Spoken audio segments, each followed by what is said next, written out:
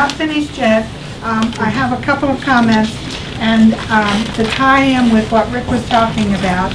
And also, Brian, maybe you want to chime in to tell us what our legislature has done already in passing a bill that is attacking some of this. I don't have all the details. Do you want to share any of that with us? Yeah, I'm not sure exactly which bill. I know, I tried to find out the number on it today. Will was going to be here tonight and explain it, and he's not here either, but let's just say that there has been, this issue has been addressed by our legislature. Joanne, do you know which? Not. Okay. But it has one element of it, and we'll get some more information. I'll share that with you all later. But this paper that you had on your seat as well, this is a resolution that was put out by our Republican National Committee. And if you read this, I'm not going to read it to you, but take it home and read it. It's very powerfully worded. And if our Republican National Committee members felt that this was important enough that they had to put out a resolution. Basically, it's telling us that we need to put in our platform, our party platform, that we reject all of this Agenda 21 and Sustainability Initiative. Janet Brown has, if I could, I'm sorry, didn't mean to startle you like that. But Janet has done some research about Rockingham County Planning Commission, and she's reporting to me that there are how many towns that have already signed on to this in Rockingham County? According to one of their letters, 11 communities have signed the Memorandum of Understanding.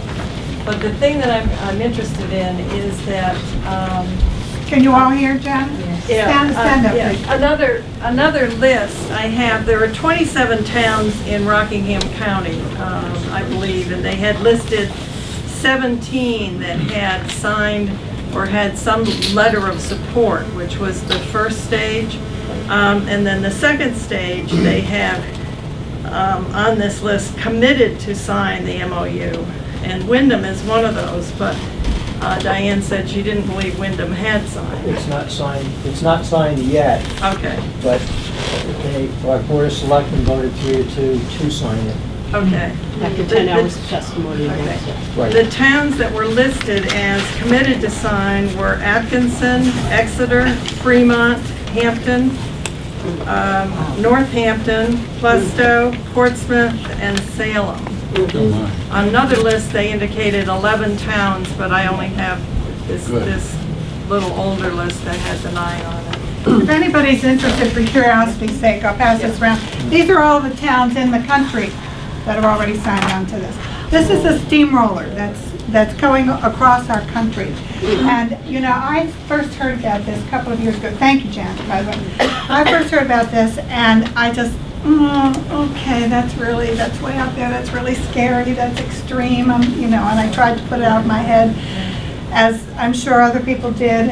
Thank goodness that Ken took it seriously, and Eileen, and you really began your research. But all of a sudden, it snuck in when we just weren't paying attention, and now it's everywhere. And I'll pass this around and let you all, just out of curiosity, Brian. I have a question, and I'm sure others do as well, but I think it's probably best geared for Ken. You mentioned the 500,000 in the state of New Hampshire.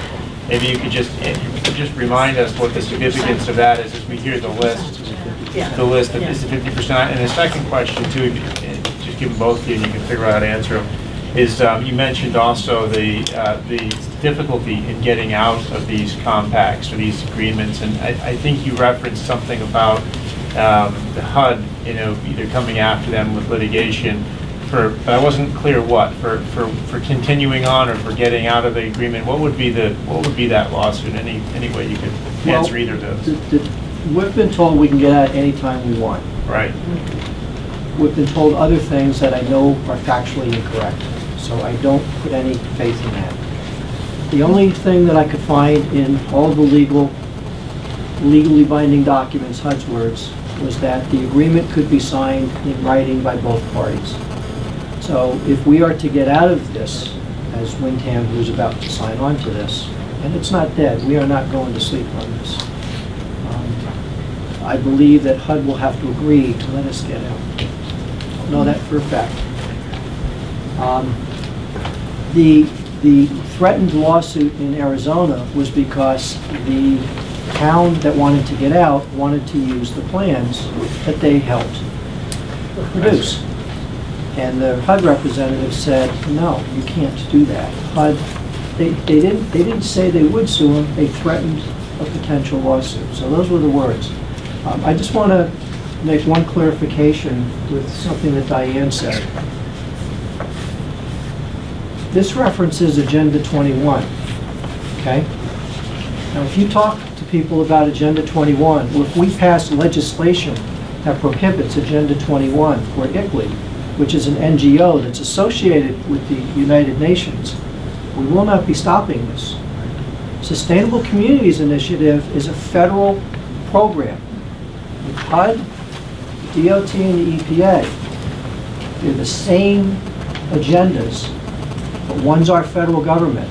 And when we started to pursue this in Windham, people said, well, that's crazy stuff. That's Agenda 21. Eileen, we had person after person get up at Windham, and we could see people snickering. And when Eileen and I got up, we said, this is not Agenda 21. This is a federal grant program, and this is why we need to be concerned. And we gave our presentations. It's a serious thing, and we need the help of our elected leaders to help us get through this. Thank you. I'm just gonna, I have two other people who, I know we're running close on the time, and I have two people who really have something important to add to this, and then we'll have some more questions. But Carson Springer and Jack Kimball, you guys come on up here, because I know you're just dying to say a few words.